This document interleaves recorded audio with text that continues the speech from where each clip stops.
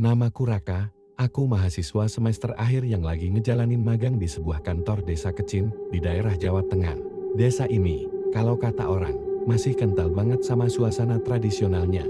Penduduknya ramah, sawahnya masih luas, dan jalanannya tuh KADNG masih harus ngelewatin pematang kalau mau ke tempat yang nggak bisa dijangkau motor.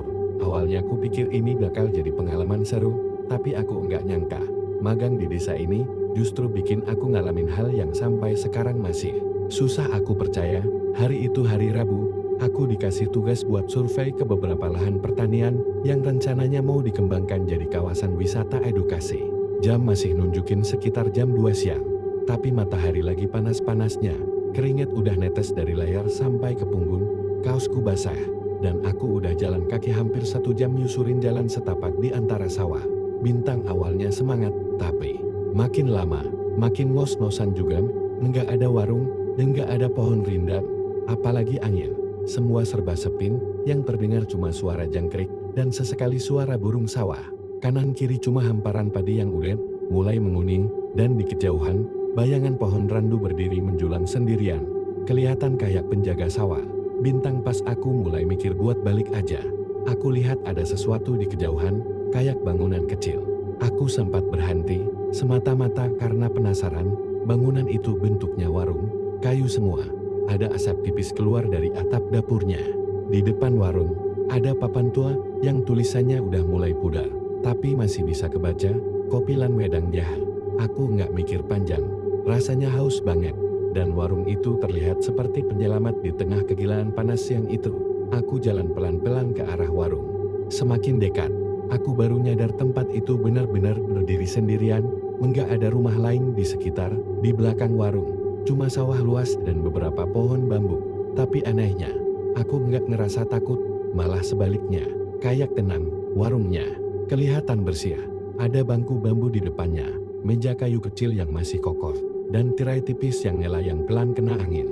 Bintang pas aku nyampe di pintu, aku sempet ragu. Tapi sebelum aku bisa ngomong apa-apa, dari dalam keluar seorang ibu-ibu tua, umurnya mungkin sekitar 60-an. Dia pakai kebaya coklat tua, rambutnya digelung rapi, dan senyumnya, aku enggak tahu kenapa, tapi damai banget. Bukan senyum formal, tapi senyum yang tulus, kayak nyambut tamu yang udah lama enggak pulang. Bintang, monggo, Mas mau ngopi atau wedang jah? Suaranya halus banget, kayak suara nenek-nenek di sinetron jadul. Bintang, aku senyum kecil, angguk, dan masuk. Di dalam, warungnya sederhana, lantainya masih tanah, tapi bersih. Ada 2 bangku panjang, rak kayu yang isinya botol-botol jadul, dan sebuah tungku di pojokan yang masih mengepulkan asap. Aroma dari dalam warung itu langsung nyergap hidungku. Campuran antara kopi panas, jah, dan sesuatu yang floral. Kayak bau bunga melati, tapi ada sedikit bau tanah basah. Aneh sih, tapi enggak ganggu. Aku duduk dan mesen kopi. Ibu itu langsung balik ke dapur, nyeduh sendiri.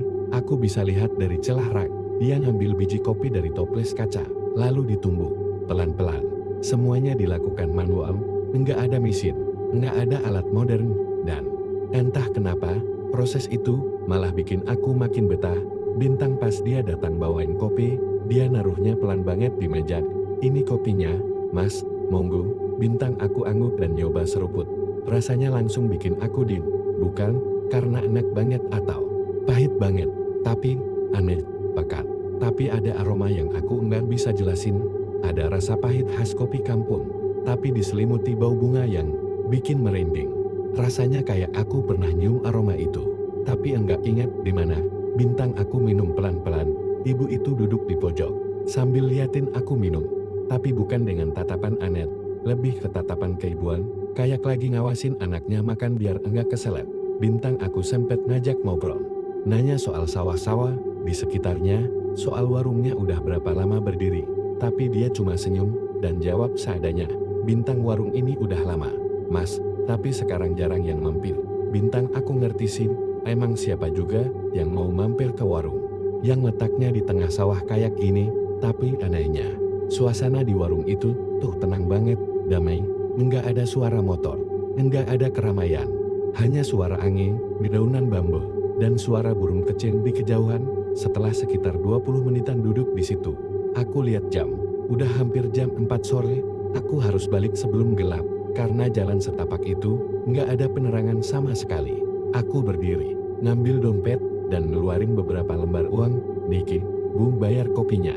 Tapi ibu itu langsung ngangkat tangan pelan, gelang-gelang sambil senyum. "Sudah, enggak usah, rejeki panjenengan hari ini, matur nuwun sampun mampir." Aku kaget, tapi juga ngerasa enggak enak. Aku paksa kasih uang itu, tapi dia tetap nolak.